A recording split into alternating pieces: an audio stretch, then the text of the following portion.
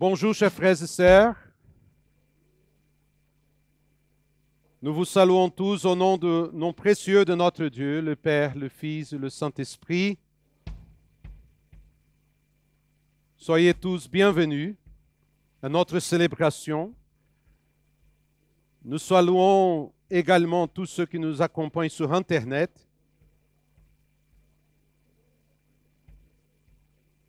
Que Dieu vous bénisse abondamment.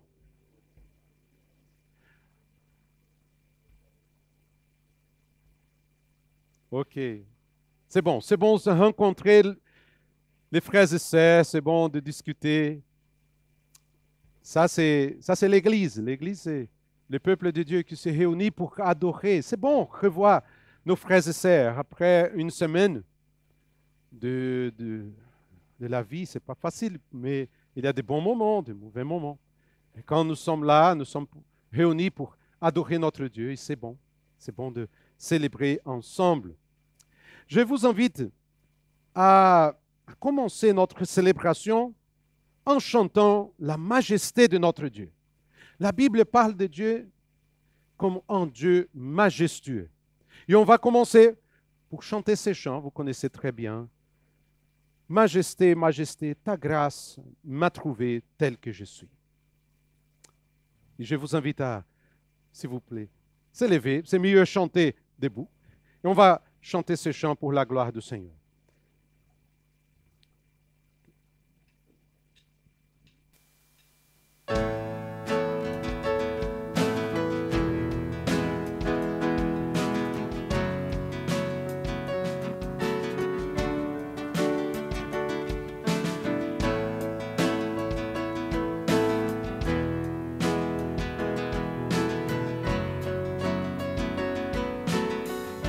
Et voici.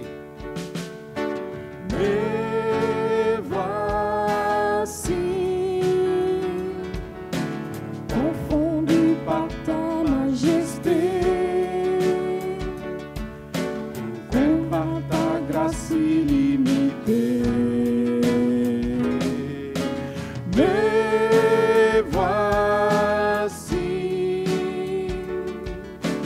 conscient du poids de mes fautes, couvert par le sang de l'agneau. Car je sais l'amour le plus grand m'est donné. Tu as en fait ta vie le plus grand sacrifice. Majesté. Majesté,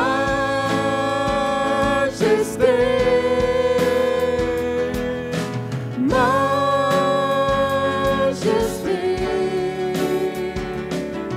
ta grâce m'a trouvé tel que je suis. Je n'ai rien à moi, mais en toi je vis.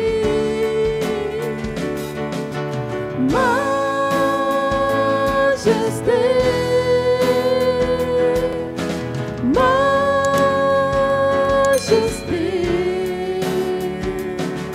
Par ton amour je suis transformé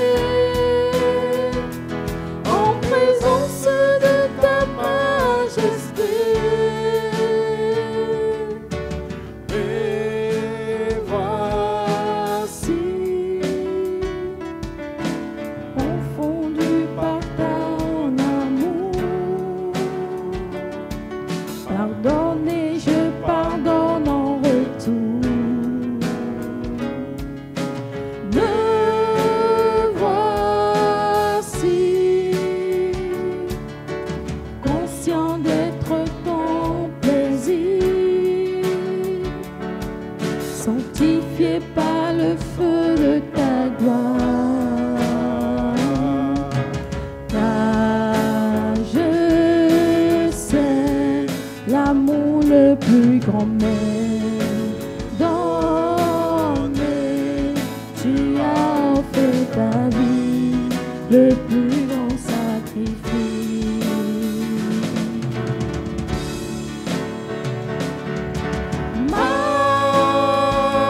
Majesté,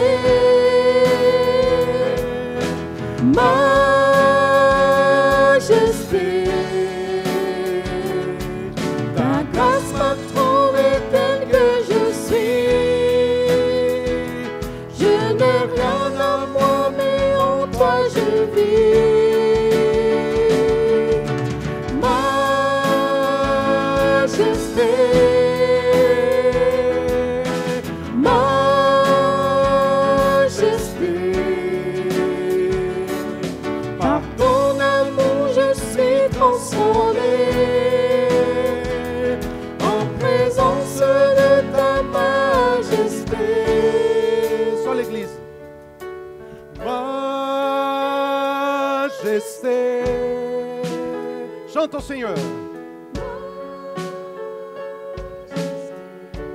Ta grâce m'a trouvé, Seigneur. Ta grâce m'a trouvé tel que je suis. Je n'ai rien à moi, mais en toi je vis.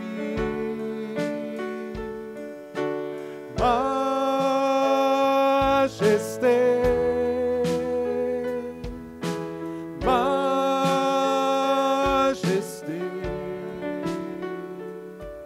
par ton amour je suis transformé en présence de ta majesté.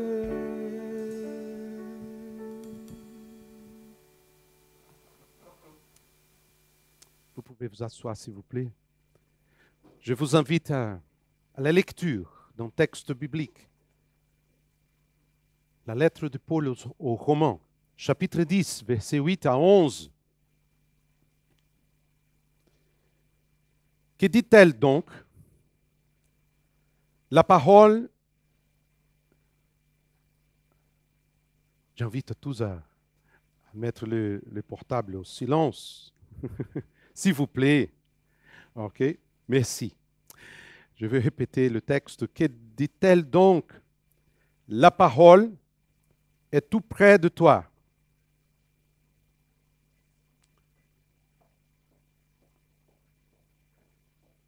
La parole est tout près de toi, dans ta bouche et dans ton cœur. Or, cette parole est celle de la foi que nous prêchons. Si tu reconnais publiquement de ta bouche que Jésus est le Seigneur, et si tu crois dans ton cœur que Dieu l'a ressuscité, tu seras sauvé. En effet, c'est avec le cœur que l'on croit et parvient à la justice. Et c'est avec la bouche que l'on affirme une conviction et parvient au salut. Comme le dit l'Écriture, celui qui croit en lui ne sera pas couvert de honte. Si tu reconnais publiquement de ta bouche que Jésus est le Seigneur. C'est la base de notre salut, la Seigneurie de Jésus. Et c'est par la grâce, cette merveilleuse grâce, que nous sommes là pour adorer notre Dieu ce matin, pour célébrer sa présence. C'est pour ça que je vous invite à prier un instant. Je vous invite à votre place, vous puissiez adorer le Seigneur et dire merci Seigneur, parce qu'un jour, ta parole a touché mon cœur. Un jour, ta grâce m'a trouvé. Un jour, j'ai plié mes genoux devant la Seigneurie de Jésus. Et voilà, je suis là pour t'adorer, pour célébrer ton nom, grâce à ton amour pour moi. Notre Dieu, notre Père, nous te remercions pour la parole qui nous montre Jésus-Christ, le Seigneur, le Sauveur. Un jour, ta grâce nous a trouvés. Et nous sommes là pour t'adorer, Seigneur, ce matin, devant ta majesté, devant ta gloire, pour dire que Dieu, tu es grand, tu es fidèle, tu es bon, tu es saint, tu es puissant, tu es digne de gloire. Et c'est pour ça que nous sommes là, pour t'adorer, pour célébrer ta présence parmi nous. Que ton Saint-Esprit puisse toucher nos cœurs et que tu puisses recevoir notre adoration ce matin, notre culte d'adoration en ta présence. Au nom de Jésus. Amen, Seigneur. On va louer le Seigneur. Je vous invite à louer le Seigneur, à adorer son nom. Nous sommes là pour ça, pour célébrer sa présence.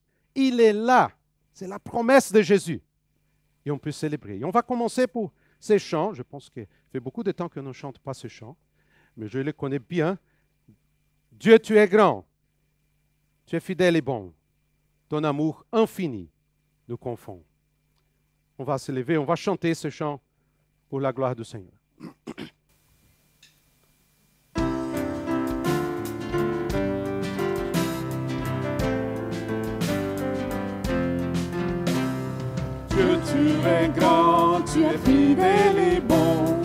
amour infini nous confond. Dieu, tu es grand, tu es saint et puissant, viens régner dans nos cœurs maintenant. Dieu, tu es grand et digne de règne. Dieu, tu es grand et digne de gloire. Dieu, tu es grand, j'élève ma voix, j'élève ma voix. Dieu, tu es grand. Dieu, tu es grand. Dieu, tu es grand. Dieu, tu es grand, tu es fidèle et bon, ton amour infini nous confond. Dieu, tu es grand, tu es saint et puissant, viens régner dans nos cœurs maintenant. Dieu, tu es grand et digne de règne. Dieu, tu es grand et digne de gloire. Dieu, tu es grand, j'élève ma voix, j'élève ma voix. Dieu, tu es grand. Dieu, tu es grand. Dieu, tu es grand et digne de régner. Dieu, tu es grand et digne de gloire.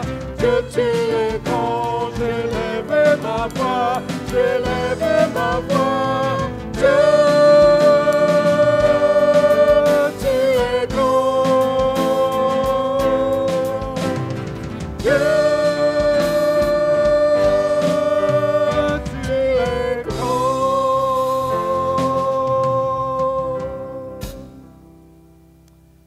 C'est bon chanter, hein? C'est pour commencer bien le jour. Pour exalter son nom. Dieu, tu es grand et digne de louange. Et quand on pense à sa grandeur, on peut comprendre mieux la victoire sur la croix. Parfois, on imagine que la croix est dissociée du tombeau vide. Non, mais les deux choses représentent la victoire de Dieu. Et nous sommes là parce que Christ est victorieux. Je sais que dimanche passé, ce chant était chanté, mais on va chanter à nouveau. Christ est victorieux. Le jour est éclaté, les ténèbres fuient. La pierre est écartée. Notre Seigneur est mort. Notre Seigneur est mort? Non, il est ressuscité. Notre Seigneur vit. On va célébrer le Seigneur. Christ est victorieux.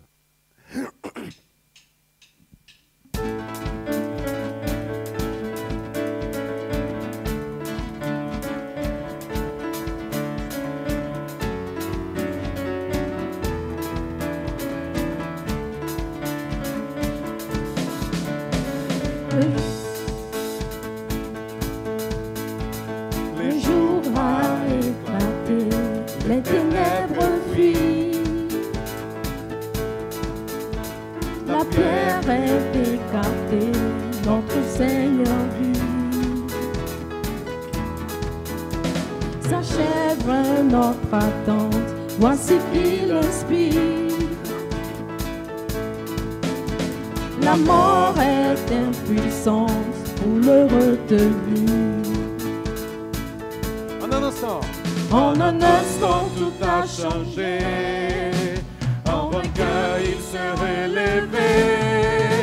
Oh, Christ est victorieux. Couronné dans les cieux, Au mort, où est ton pouvoir? Au enfer, où est ta victoire? il règne triomphant pour la durée des temps. Le jour du péché brisé, Les ténèbres sont renversées. la dette est acquittée, la peine est servie. l'esclave est libéré, notre Seigneur vit. L'élan de son esprit en nous insufflé nous relève avec lui, vient nous transformer. En un instant tout a changé, en vainqueur il s'est relevé. Oh, oh, Christ est victorieux, couronné dans les cieux. Comment, où est ton pouvoir? Oh, enfer, où est ta victoire? Il règne triomphant pour la durée des temps. Le jour du péché brisé, les ténèbres sont renversées. Son royaume est inauguré, il ne pourra être ébranlé. Il amène vers sa cité un cortège de rachetés. Son royaume est inauguré, il ne pourra être ébranlé. Il amène vers sa cité un cortège de rachetés. Oh, oh, Christ est victorieux, couronné dans les cieux. Au monde, où est ton pouvoir? Oh, enfer, où est ta victoire? Il règne triomphant pour la durée des temps. Le jour du péché brisé, les ténèbres sont renversées.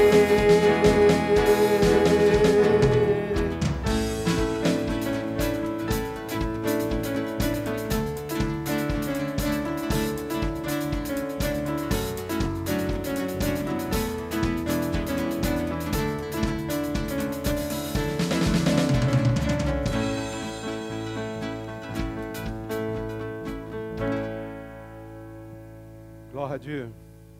Gloire à Dieu. Christ est victorieux. Il est couronné dans le ciel. Et la parole de Dieu nous dit qu'il n'y a pas un autre nom plus merveilleux que le nom de Jésus. C'est ça que nous avons lu ce matin. Si tu reconnais publiquement de ta bouche que Jésus est le Seigneur. Dans le texte grec, c'est comme ça. Si tu reconnais publiquement de ta bouche, 2 points. Jésus est Seigneur. Ça, c'est une déclaration. C'est-à-dire qu'il est celui qui commande notre vie. Il est le Seigneur. Il n'est pas comme le roi de l'Angleterre, qu'il a de majesté, mais ne commande rien. Jésus est le roi souverain. Et nous sommes là pour adorer Jésus qui est venu sur terre, toujours fidèle, qui est mort sur la croix pour nous. Et on va chanter ce chant. Jésus est.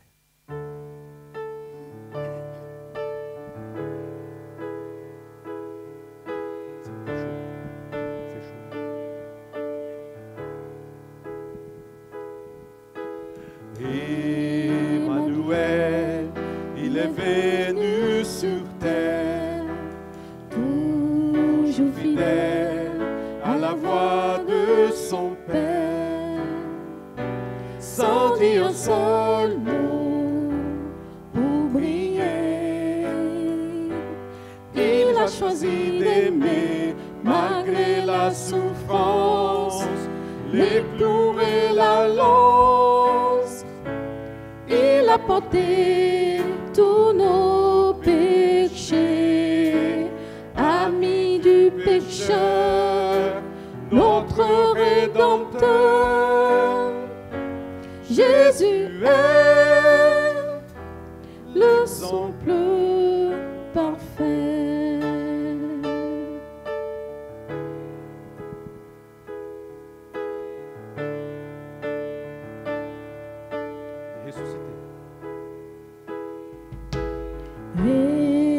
ressuscité, il a vaincu la mort. L'humanité a trouvé son trésor. Humble serviteur, humilié, que le Père a nommé grand roi éternel, acclamé du ciel par tous les saints et nous les anges. À lui la victoire, l'honneur et la gloire. Jésus est le Sauveur parfait.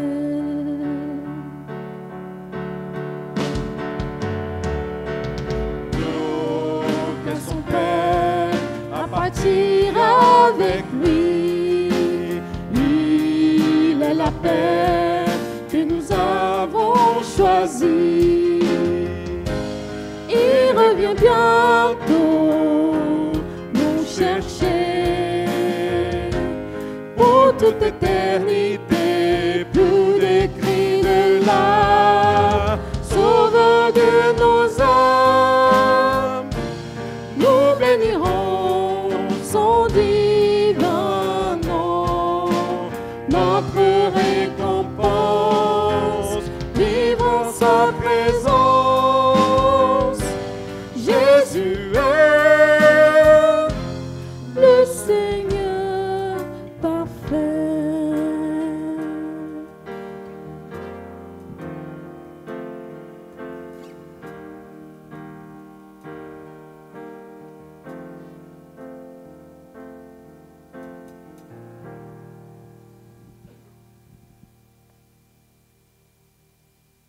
Ça, c'est notre espérance. Un jour, il reviendra. Nos noms sont inscrits dans son livre. Personne ne peut retirer notre nom de ce livre. Un jour, plus de cris, plus de larmes. Notre récompense sera de vivre en sa présence pour toujours. Et on va terminer ce moment de louange pour nous rappeler ce que Jésus a fait pour nous. Nous sommes des vases d'argile. Paul dit en 2 Corinthiens que Dieu garde en nous, comme des vases d'argile, un trésor précieux. Et on va chanter ce chant avant d'entendre le témoignage d'Antoine qu'il va partager avec nous ce matin. Je vous invite à chanter ce chant.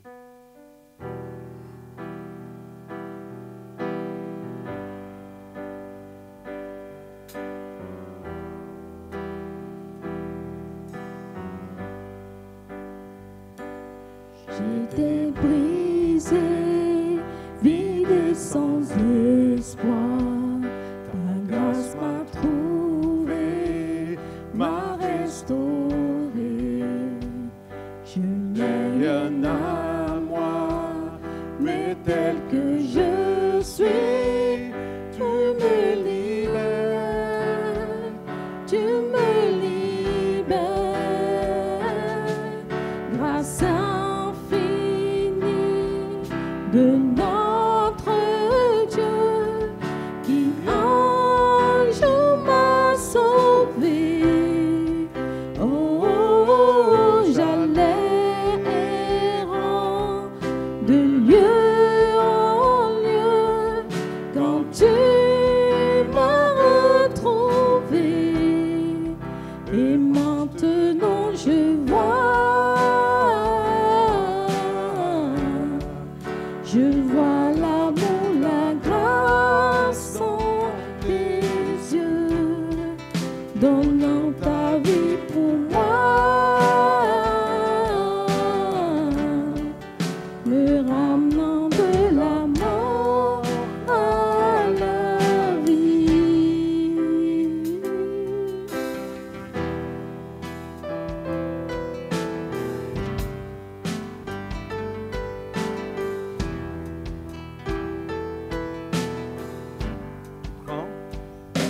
Tu prends nos échecs, tu prends nos faiblesses, tu places ton trésor dans des vases d'argile.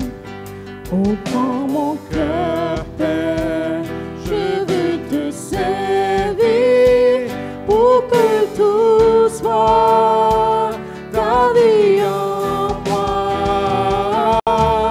Grâce infinie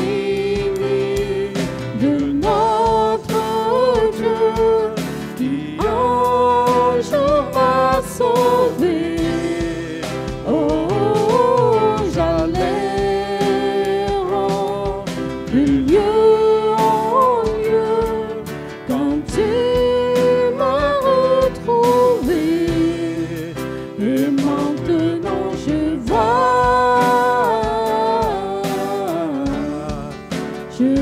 l'amour, la grâce dans tes yeux, donnant ta vie pour moi,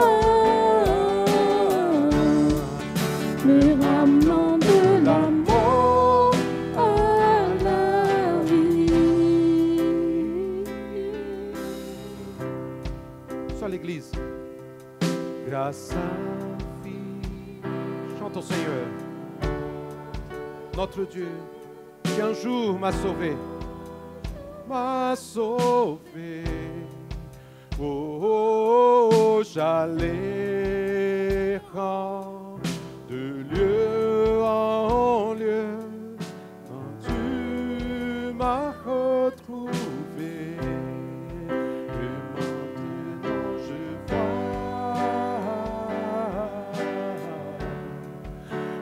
vois la grâce dans tes yeux, donnant ta vie pour moi. De ma main de la mort à la vie.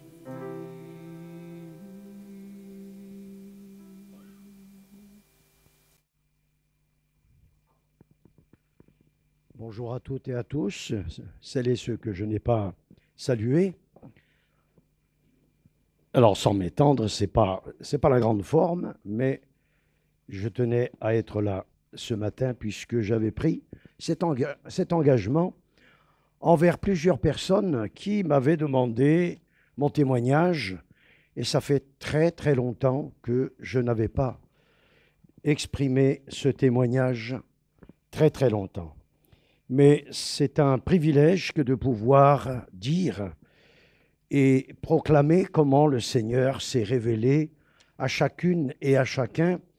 Vous le savez tous, hein, les témoignages ne se ressemblent pas, même s'il y a des similitudes. Il y a des personnes qui rencontrent Dieu de manière totalement progressive. Ils sont nés dans une famille chrétienne et ils ont l'impression qu'ils ont toujours cru. Vous connaissez cette phrase « on ne naît pas chrétien, on le devient ». J'y crois à 100%. On ne naît pas chrétien, on le devient. Et bien sûr que, étant gamin, j'étais dans une famille très catholique, disons par ma mère, très respectueuse des rites. Et il n'était absolument pas pour nous question de rater une messe. Donc, tous les dimanches matins, c'était ça, la messe, jusqu'à l'âge de 15 ans. Et j'avoue que la présence en tant qu'enfant et ado au sein de l'Église catholique, je dois le dire, ne m'a pas laissé de bons souvenirs. J'y ai constaté beaucoup de médisance, surtout de la part des femmes. Je suis désolé, mais c'est la vérité, puisque comme on s'installait au fond pour faire les andouilles, on était aussi vers ces dames qui faisaient des observations, des remarques. T'as vu comme elle est coiffée, celle-ci, t'as vu la robe qu'elle a mise, etc. Et puis ça y allait d'autres médisances qui ne m'ont pas vraiment laissé de bons souvenirs. Et puis ce rituel, tout ça, ça ne m'a pas du tout attiré. Alors pour aller très vite, une enfance sans problème, à part le fait d'être obligé d'aller à la messe, d'aller au catéchisme. Et puis, un jour, il y a l'abbé qui vient voir mon père et puis qui dit « Votre enfant, il fait le caté buissonnière. » Ah, il ne vient pas au catéchisme? Ben non, il devrait, parce que c'est la préparation de la communion solennelle et il rate beaucoup de leçons. Et il s'est déplacé, il est venu à la maison, le brave curé. Et mon père lui a dit, écoutez, il a bientôt, je ne sais pas si c'était 14 ans, on va lui poser la question, est-ce que ça l'intéresse finalement de faire cette communion? Alors là, j'hallucinais, mon père qui disait ça. Et puis, il me pose la question, est-ce que tu veux la faire, cette communion solennelle? J'ai dit non, ça ne m'intéresse pas. Alors, il se tourne vers le curé, puis il a dit, ben, vous avez entendu sa réponse, à partir d'aujourd'hui, il n'ira plus. Et j'ai apprécié ce que mon père avait fait. Une scolarité sans problème, des félicitations, des encouragements, ça vous étonne, hein? Et puis, on arrive à la troisième, et à la troisième année de collège, mais à l'époque, c'était un lycée. On ne va pas s'étendre là-dessus. J'étais en troisième de collège au lycée, c'est comme ça. Et là, il y a une de mes camarades de classe qui me dit « Est-ce que tu connais la Bible ?» En troisième, j'ai dit « Oui, c'est quoi ça ?»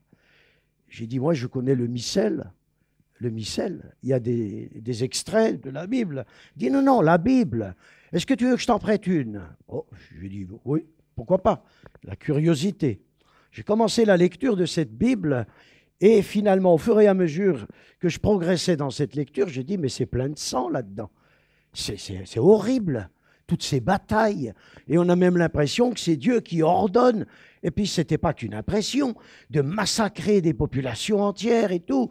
Alors, j'ai dit « Tiens, je te redonne la Bible, ça ne me parle pas. » D'accord. Elle a repris sa Bible, elle était engagée, elle m'a témoigné de sa foi, mais je ne sais pas de la foi en quel Dieu et dans quelle église elle était, dans quel mouvement, je n'en sais strictement rien parce que c'était le cadet de mes soucis. Un jour, mon père entre du marché et il jette littéralement sur la table un Nouveau Testament avec des pains et des poissons sur la couverture. Louis II. Et puis il dit à ma mère, à ma sœur et à moi-même, voilà, si ça intéresse quelqu'un, vous le prenez, ce livre. Si ça n'intéresse personne, poubelle. Ah, j'ai dit, on ne jette pas un livre à la poubelle. N'importe quel livre, on ne jette pas à la poubelle. Alors je prends ce livre et je le garde dans ma bibliothèque. Je fais des études secondaires, le bac, etc. Bon. Et puis ensuite, je connaissais déjà celle qui deviendrait ma future femme, bien sûr, parce que nous sommes des amoureux de fraîche date. Hein, puisque je crois autour des 15-16 ans, on est tombés amoureux l'un de l'autre, et ça n'a pas été sans souci vis-à-vis de la famille de mon épouse, mais j'en dirai pas plus. Donc, je suis autorisé à la fréquenter, cette jeune femme absolument magnifique. Elle n'entend pas? Si, elle entend. Il faut que je gagne des points, là, j'en ai perdu pas mal. Et puis arrive le service militaire. Le service militaire en Allemagne, il n'est pas là, notre ami Jacques, hein, à Rastatt, hein, il connaît bien.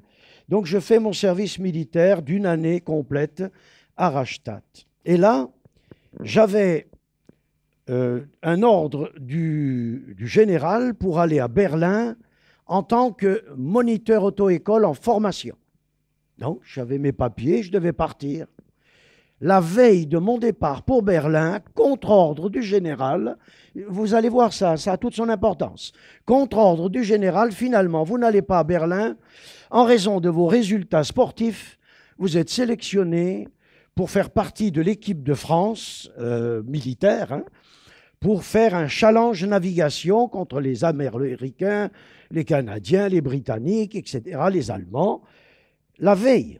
Donc, me voilà finalement affublé de mon jogging pendant toute la durée, 2 mois. J'ai passé mon service militaire en jogging et en short, à m'entraîner sur les rivières attenantes à Rastatt, et puis en particulier sur la rivière de Lille aussi, qui nous a emmenés en France lors de notre navigation. Là où ça devient bien sûr important, c'est que nous avions un gradé, oui, ce n'était pas un grade très élevé, mais des fois ça leur pète la tête hein, quand ils ont un petit grade. Et là, ce gradé qui nous pilotait et qui nous commandait, il nous faisait monter sur l'embarcation, on pagayait, allez, on s'entraînait. Et puis, il y a des barrages, il y a des chutes d'eau, etc. Et à chaque fois, on descendait. On accostait, puis on faisait du portage. On portait notre embarcation pour reprendre un petit peu plus loin. Bon. Et puis, à un moment donné, ce camarade-là, il en a eu marre et il a dit, le prochain barrage qui se présente, pas question de mettre pied à terre. On le passe, on prend notre élan et on le passe. Bon. C'est lui le chef, hein, vous savez, ça ne se discute pas l'armée. Hein. Le chef commande, c'est comme à la maison. Alors ensuite, nous voilà dans cette embarcation, on prend notre élan, et tout à coup, il y a un des soldats qui était avec moi et qui dit au chef, écoutez chef, ce que j'entends, ça sent mauvais. On arrivait, il y avait un pont, et puis ce pont, il y avait donc en amont la rivière, et en aval, tac, il y avait une chute d'eau, et sans vous mentir, elle était haute comme le mur.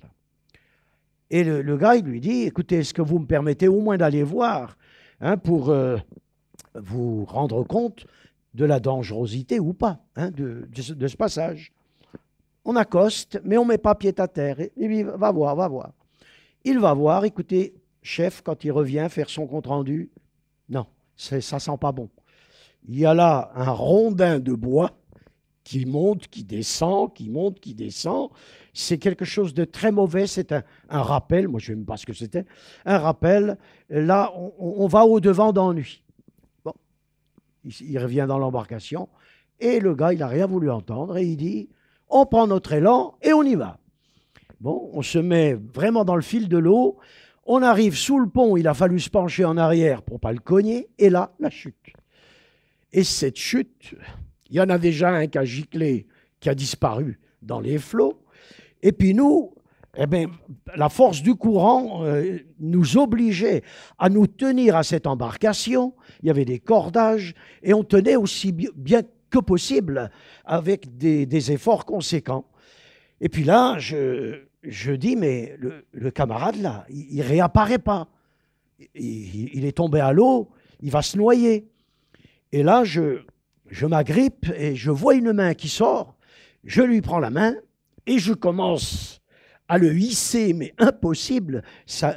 L'embarcation, c'est un zodiaque, hein, comme il y a dans la gendarmerie, et ça glisse énormément. La personne n'arrivait pas à monter, puis moi, je n'avais pas suffisamment d'accroche pour le faire monter sur l'embarcation. Au bout d'un moment, c'est lui qui me lâche. Et je ne l'ai pas revu. Mais en le lâchant, je perds l'équilibre à mon tour et je tombe. Et là, je me retrouve sous l'eau. L'eau était à 6 degrés. Hein, c'est juste pour vous donner une petite ordre d'idée de la température. 6 degrés. Et vous comprendrez pourquoi je n'aime pas l'eau froide du tout. Et là, je disparais sous l'eau et je ne m'affole pas. Je sais nager sans aucun problème et je commence à nager pour sortir de ce tourbillon. Impossible d'en sortir. Et là, ça me ramenait toujours vers la cascade. Et au bout d'un moment, je dis, voilà, il faut que je sorte quand même, il faut que je respire. Parce que je commence à ne plus avoir d'air. Il faut que je respire, c'est vital. Donc, je fais un effort pour percer l'eau et me sortir de là pour au moins reprendre un peu de souffle. Et voilà que l'embarcation vient se mettre juste au-dessus de moi et me ramène à nouveau vers le fond. Et là, je sens que mes forces déclinent. Je suis projeté contre les piles du pont. J'ai le tibia d'abîmé, j'ai la tête en bas, la tête à droite, à gauche. J'arrive plus du tout à me stabiliser. Et là, je sens la poitrine qui commence à brûler. Ici, les jugulaires. C'était affreux comme c'était. Et j'étais en train d'étouffer. J'avais ma première permission qui était signée. C'était la première fois que je retournais au bout de 2 mois à la maison. Et là, j'étais en train de mourir. Et cette pensée était beaucoup plus transparente que l'eau dans laquelle j'étais. J'étais en train de mourir avec une conscience extraordinaire. Et en dépit de cela, je dis, mais je ne peux plus m'en sortir, j'ai plus de force. Je ne sais pas comment faire. Alors j'écris et j'ai dit, Dieu, si tu existes, sauve-moi, si tu existes. Et puis là, il y a eu une perte de connaissance. J'ai perdu connaissance. Et puis je me suis retrouvé en dehors de ce tourbillon, à quelques mètres plus loin. Le courant m'emportait. J'avais un gilet de sauvetage qui m'a fait monter, bien sûr, en surface à ce moment-là. Et j'étais absolument étonné. Et j'ai dit, mais je vais regagner la rive. Donc j'ai rassemblé les quelques forces qui me restaient pour aller jusqu'au bord. Et là, j'ai remarqué qu'il y avait les pompiers, il y avait l'armée, il y avait plein de curieux sur le pont, il y avait plein de curieux sur les berges, que je n'avais absolument pas conscience de cela. Je me suis affalé, quand j'ai eu pied, il y a un grand-père, il avait peut-être mon âge, celle que j'ai aujourd'hui, hein, un grand-père qui est arrivé avec sa femme, qui m'a aidé à sortir de l'eau. Gelé comme j'étais, je n'aurais jamais pu tenir une plume. Une plume, je vous assure, j'aurais jamais pu la pincer. Ils m'ont pris l'un et l'autre, ils m'ont emmené chez eux. Et puis, j'ai entendu le chef qui disait « Antoine est mort, c'est de ma faute !» Ben, j'ai dit « Mais il n'y a pas que moi qui suis mort, finalement, l'autre, il est mort avant moi. » Ben non, il s'en est sorti. Il s'en est sorti, il m'a expliqué après pourquoi. Quand tu es dans un rappel comme ça, n'essaye pas de sortir horizontalement, n'essaye pas de sortir par le haut, va au fond et laisse le tourbillon t'emmener par le fond. Et il s'en est sorti comme ça. Mais le sergent, il disait que j'étais mort. Alors j'ai dit au grand-père et à la grand-mère, approchez-vous, là, parce qu'il était toujours sur le bateau, hein, approchez-vous qu'il me voie, pour qu'il sache que je ne suis pas mort. Mais pour lui, j'étais mort, il ne me voyait plus. Les papis et mamies m'ont amené chez eux, couverture chauffante, j'étais branché, coussin chauffant, branché. Elle dit, il grelotte toujours autant. Il n'y a plus qu'une solution, qui dit le papy, le schnapps. Alors, schnapps, agua ardente. Il va chercher son schnapps. C'était la première fois de ma vie que je buvais de l'alcool en plus. Il me donne le schnapps, un verre, 2 verres. Ah, j'étais bien. Hein. J'étais bien. Mais en termes de chaleur, ça avait commencé un peu à chauffer, même si c'est pas bon. Hein. C'est pas ce qu'il y a de mieux. Et puis donc, j'étais complètement trempé. Et là, le papy dit, il faut lui donner des sous-vêtements. Là, il a rien. Il m'a donné un slip, mes amis. Un biplace. Parce que c'était quelqu'un de corpulent, je vous assure, et je l'avais gardé un moment en souvenir. Hein? Ben oui, mais il avait que ça, lui. Hein? Il n'a quand même pas me donné celui de sa femme. Hein? Et donc, je suis parti avec le slip du monsieur. Alors, bien sûr, plus de voix du tout. Je suis parti le lendemain pour retrouver mes parents, ma future femme, puisqu'on avait décalé le mariage après le service militaire. Et là, j'avais plus de voix du tout, je ne pouvais même plus parler. Elle regrette peut-être ce moment-là, mais bon. Donc, voilà, alors j'ai fait une promesse quand j'étais dans l'eau. J'ai fait une promesse à Dieu. Si tu me sauves, je lirai ta Bible intégralement. Parce que j'avais fait qu'une petite partie hein, de la Bible que m'avait prêtée cette camarade de classe. Et je lui ai fait cette promesse, je lirai ta Bible. On s'est mariés l'année d'après exactement, oui, en 74, et on a fait une préparation chez un prêtre au mariage, alors que moi au départ, je ne voulais pas de ça du tout. Pour moi, Dieu, il y a longtemps que le Dieu de ma mère, j'avais fait une croix dessus. Même si j'étais disposé à y croire, j'étais très en colère contre lui. Très. Donc, il ne fallait pas me parler de Dieu. Et là, j'ai voulu qu'on ait une préparation chrétienne. Mon épouse, elle, c'est une famille qui ne fréquentait absolument pas l'église. Donc, c'est moi qui ai demandé. On s'est mariés à l'église. Et là, on arrive sur Besançon, puisque je devais faire mes études d'éducateur spécialisé. Et j'avais complètement mis de côté cette promesse. Mais Dieu m'attendait au coin de la rue de la bibliothèque à Besançon. Il y avait une librairie qui s'appelait Chevassus. Merci. Cette librairie Chevassus, je passe là et je vois en devanture votre Bible. Le titre exact, votre Bible. Ah, j'ai dit, mon Dieu, c'est vrai. Je rentre, je prends la Bible et j'ai commencé à la dévorer.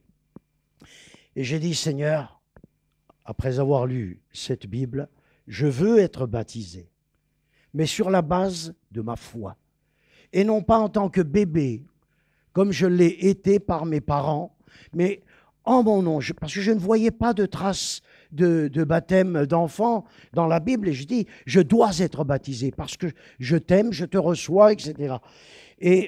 Mais dans l'Église catholique, à cette époque-là, ce n'était pas une pratique. Et de toute façon, je ne voulais pas aller à l'Église catholique. Alors, j'ai dit, Seigneur, montre-moi une Église comme celle que je vois dans le Nouveau Testament. Et là, ça sonne à la porte, vous me croirez ou pas, les témoins de Jéhovah. Sonnent à la porte. Ils ont un discours qui m'emballe, l'étude de la Bible.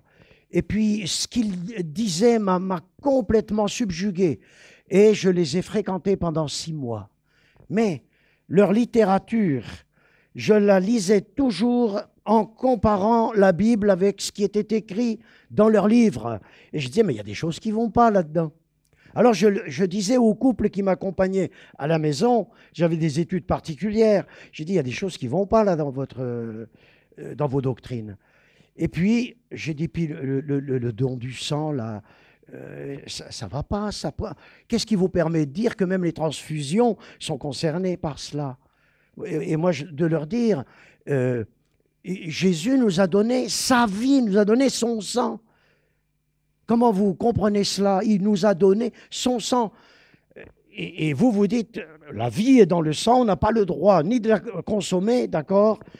Commandement biblique aux Juifs, mais de là à faire un parallèle entre ça, le fait de manger du sang et une transfusion sanguine, je dis, ça ne va pas.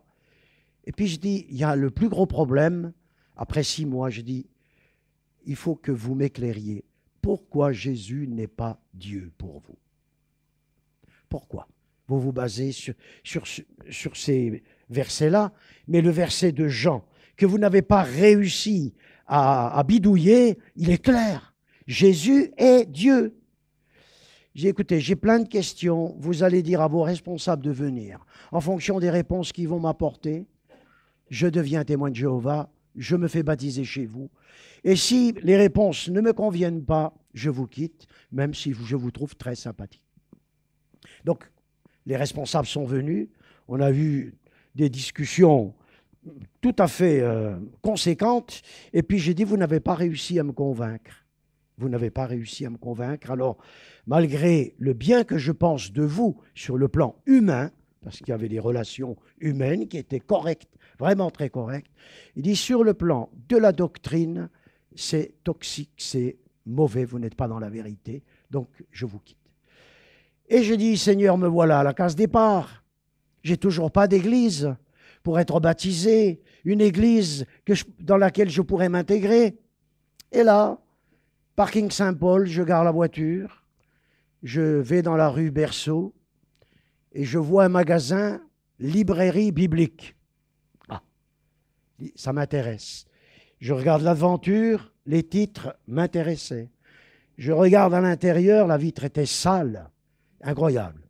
Je regarde à l'intérieur et je vois un gars qui se déplie, littéralement, tellement il était grand, et puis qui vient à ma rencontre m'ouvrir la porte. Et j'ai dit, on peut entrer? Il me dit, bien sûr. Un grand Américain, Walter Baumeister. Et en discutant avec lui, j'ai acheté pas mal de choses. J'ai dit, écoutez, je cherche une église. Est-ce que vous n'auriez pas une adresse, une église comme celle qu'on trouve dans le Nouveau Testament? Il me dit, venez avec moi. Il m'emmène dehors. 2 portes plus loin, église évangélique baptiste. Et il me fait entrer, visiter. C'était pas grand, hein. Là, on tenait une 60aine de personnes maximum, hein. Et après, il ne fallait pas avoir envie d'aller au petit coin. 60 personnes dans ce petit local. Et c'est là où j'ai été baptisé le 4 janvier 1976. Parce que j'ai commencé à fréquenter cette église, à m'intégrer là-dedans, tout en continuant mes études. Et ce pasteur missionnaire s'est employé à me faire une formation. Tout d'abord, j'étais secrétaire de l'église pendant des années. Ensuite, il m'a confié des études bibliques. Il m'a confié des présidences, etc., etc. Et puis, bon an, mal an, tout ça, il a fait une formation conséquente, mais je me suis formé aussi avec les instituts bibliques qui, à l'époque, décentralisaient déjà le renseignement. À la Villa Emmanuel, par exemple, en Savoie, on y allait. Et là, j'ai été établi pasteur le 1er avril 1979. 1er avril 1979. Et lui, il est parti en Australie pour recommencer une œuvre. Et donc, j'ai été rejoint après, parce que c'était très dur, je vous l'avoue au début, très très dur. J'ai été rejoint par Franck Casado, qui est devenu aussi pasteur de l'Église, par Jean-Luc, qui est devenu pasteur de l'Église, qui s'est retiré un temps, mais qui est revenu, et j'en suis très heureux. Et ensuite, Éric également, qui constitue une excellente équipe pastorale. Et puis en 2021, j'ai pris l'initiative de cesser mon ministère pastoral, comme vous le connaissez, et j'ai demandé au Conseil l'autorisation de recruter un pasteur rémunéré. Je ne voulais plus d'un pasteur qui travaille à l'extérieur. J'ai énormément galéré pour essayer de coordonner la vie professionnelle, la vie pastorale et la vie familiale. Ça a été très difficile. De plus, nous avions la première librairie de Besançon, je parle évangélique, protestante, et j'étais chargé des commandes et je faisais des permanences au magasin. Et Claudine est là, Claudine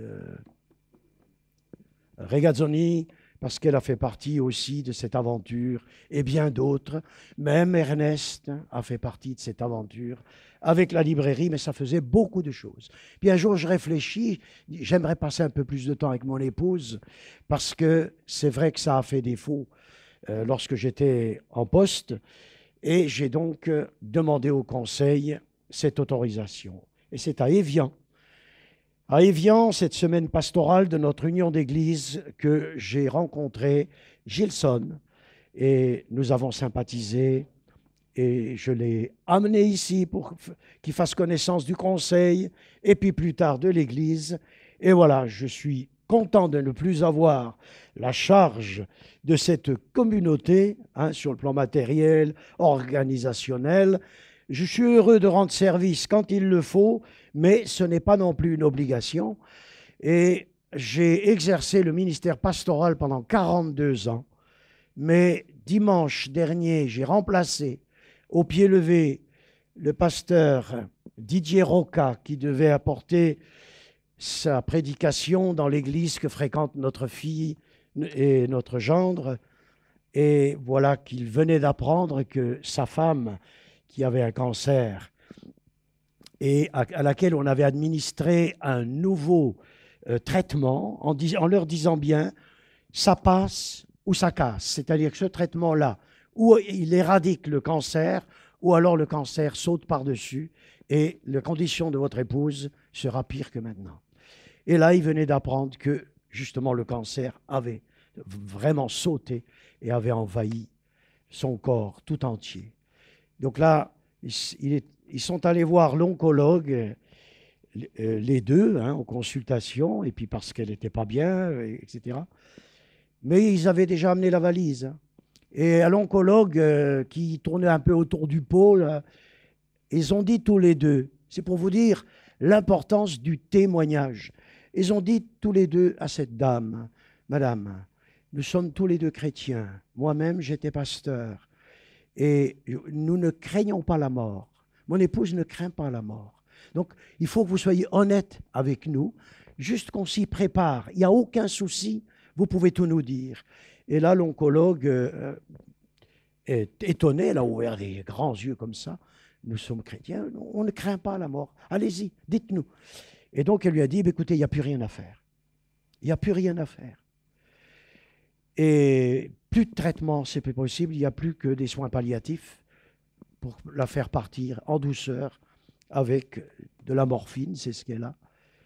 Et donc, je l'ai remplacé dimanche dernier, ce pasteur, et je lui ai proposé d'aller prier avec lui, sa femme à l'hôpital.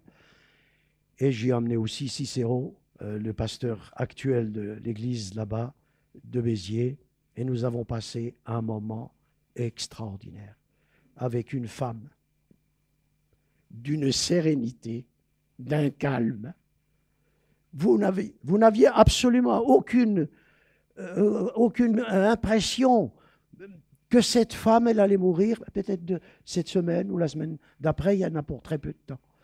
Alors, ils ont fait la demande au personnel médical, est-ce qu'elle peut mourir à la maison? Est-ce qu'il y a possibilité d'administrer, qu'elle s'administre seule son traitement contre la douleur, c'est tout, hein. Et ils ont dit oui, donc elle est rentrée, oui, elle est rentrée samedi à la maison. Lundi, pardon, de cette semaine, lundi. Le témoignage qui a une importance extraordinaire. Dans 2 Samuel, je ne vais pas faire plus long, j'avais relevé quelques versets. Dans 2 Samuel 22, versets 1 à 7. L'Éternel est mon rocher, ma forteresse, mon libérateur. Dieu est mon rocher où je trouve un abri. Mon bouclier est la force qui me sauve. Ma haute retraite est mon refuge. Ô mon sauveur, tu me garantis de la violence. Je m'écrie, loué soit l'Éternel, et je suis délivré de tous mes ennemis, car les flots de la mort m'avaient environné. Les torrents de la destruction m'avaient épouvanté. Les liens du séjour des morts m'avaient enlacé. Les filets de la mort m'avaient surpris. Dans ma détresse, j'ai crié à l'Éternel, j'ai crié à mon Dieu, et de son palais, il a entendu ma voix.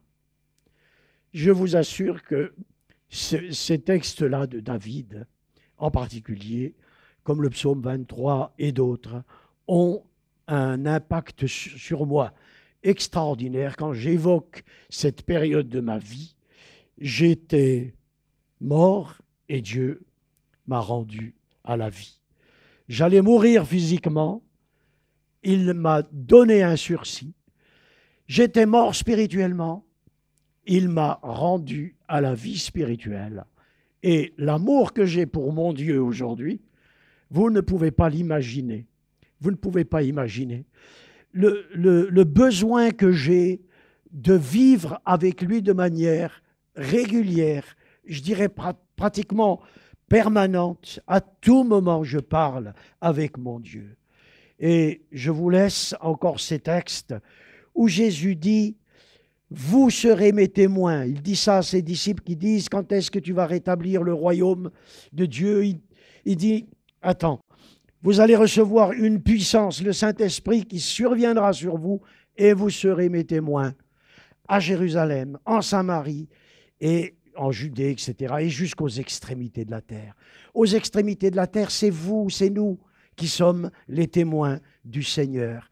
Et nous avons réellement une obligation, parce que tous les chrétiens sont témoins et missionnaires.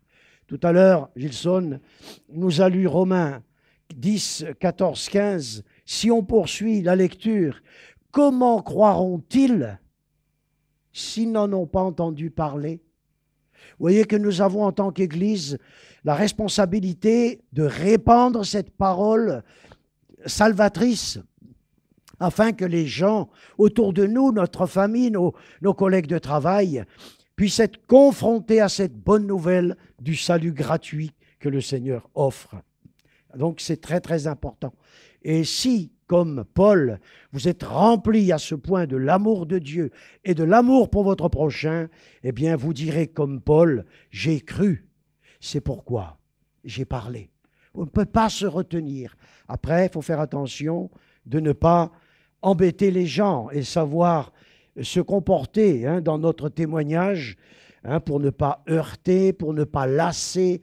Parfois, la prière et le mode de vie que vous allez adopter sera plus important, aura plus d'impact que de donner toujours aux gens des Bibles, des Nouveaux Testaments.